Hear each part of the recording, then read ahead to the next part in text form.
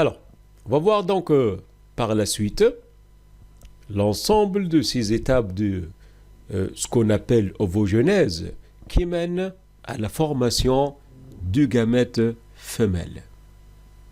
Alors chez la fille d'ailleurs, contrairement à ce qu'on a vu chez l'homme, l'ovogenèse commence déjà avant la naissance, donc durant la vie fœtale. Alors, pendant cette période, les cellules souches diploïdes, appelées ovogonies, subissent des mitoses pour donner d'autres cellules diploïdes, donc des ovogonies, ce qu'on appelle d'ailleurs la phase de multiplication. Alors, toujours avant la naissance, ces ovogonies vont subir un léger accroissement et en même temps, il va commencer la phase de maturation tout en restant bloqué en prophase 1. Donc, avant la naissance, il a eu quoi? Une phase de multiplication, d'accord? Et puis, un léger accroissement et un début de la phase de maturation, autrement dit, donc, début de la division réductionnelle, qui donne des ovocytes 1 bloqués en prophase 1.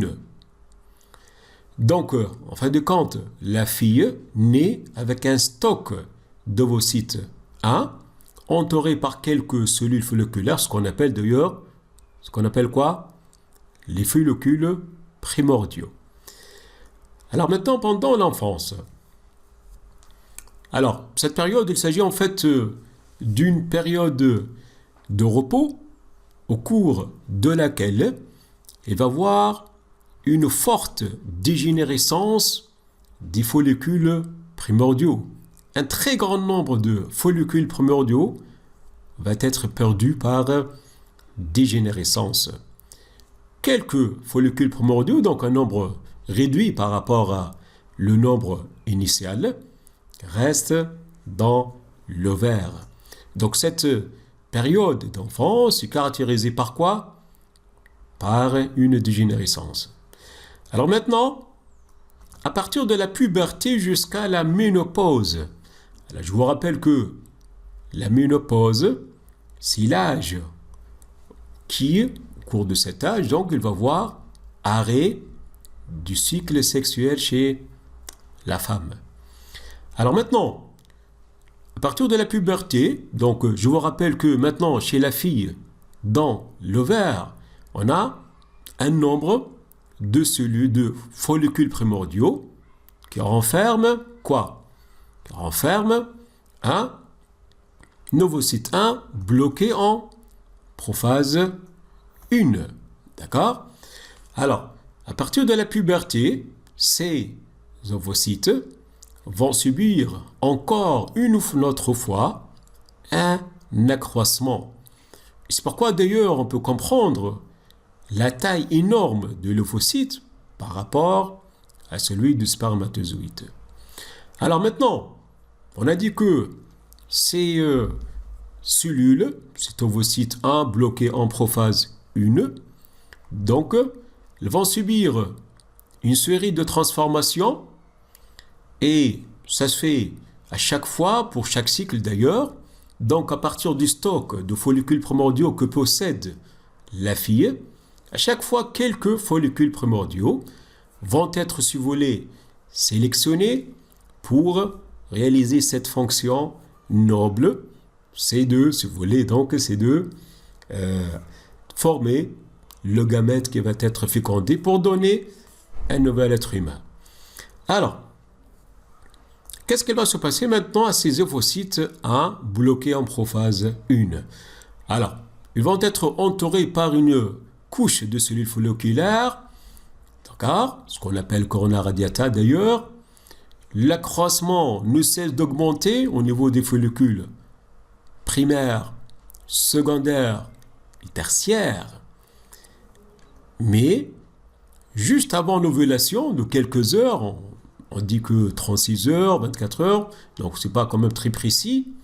Ce qui nous intéresse là, c'est que ce qu'on va dire a lieu juste avant l'ovulation.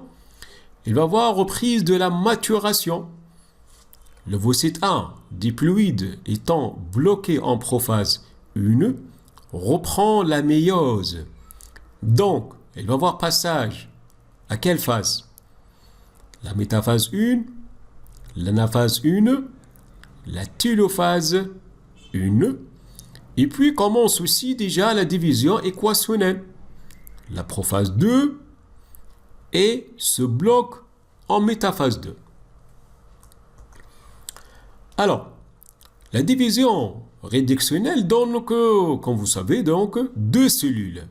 Mais comme vous voyez là, il s'agit de 2 cellules inégales. Vous voyez là, d'inégale taille, vu la position du noyau excentrique. Excentrique, c'est-à-dire qui est très proche de la membrane cytoplasmique. Eh bien, cette position excentrique est à l'origine de l'apparition de 2 cellules inégales. Alors, la première cellule, il s'agit d'un ovocyte 2, haploïde. La deuxième cellule de petite taille, ce qu'on appelle le premier globule polaire, haploïde aussi. Alors, ce qu'on obtient quand? À la fin de la division réductionnelle. Juste après, commence la division équationnelle, mais se bloque en métaphase 2. Ça sera donc le deuxième blocage. Je vous rappelle qu'il y a eu un premier blocage déjà avant la naissance en prophase 1. Maintenant, il s'agit d'un deuxième blocage en métaphase 2. Comme vous voyez, les chromosomes sont placés au niveau du plan équatorial. Alors, qu'est-ce qu'il doit se passer maintenant? Alors là, il y a 2 cas. En absence de fécondation, cet ovocyte 2, dont la durée de vie ne dépasse pas au maximum 48 heures, qu'est-ce qui va se passer? Il va dégénérer dans combien? Environ 48 heures. Maintenant, en cas de fécondation, la fécondation nécessite l'arrivée de qui? De monsieur le spermatozoïde. Le voilà, il va arriver rapidement. Voilà, il va féconder cet ovocyte en attente d'ailleurs. Et ceci permet de quoi? Ça permet de continuer la division. Quelle division?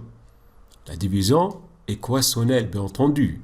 Et donc, il va avoir passage à l'anaphase 2, puis la télophase 2, pour donner maintenant 2 autres cellules. Alors, comme vous voyez là, ce qu'on appelle l'ovule et un deuxième globule polaire. Le premier globule polaire existe déjà. Maintenant, il va y avoir apparition de quoi? De deuxième globule polaire. Et il va y avoir formation de 6 noyaux, ce qu'on appelle d'ailleurs pronucléus femelle et pronucléus mâle, caractérisé par surtout la présence de la stère spermatique. En tout cas, vous allez voir plus de détails dans le 3e chapitre, Inch'Allah, à propos de la fécondation. Donc, en fin de compte, l'ovogenèse, en fait, c'est un phénomène qui est comment? Discontinu, qui peut durer donc plusieurs années pour un ovocyte, et l'achèvement de l'ovogenèse dépend de la fécondation. Donc, si il y a une fécondation, c'est là où seulement il va y avoir achèvement de la phase de maturation donc de l'ovogenèse.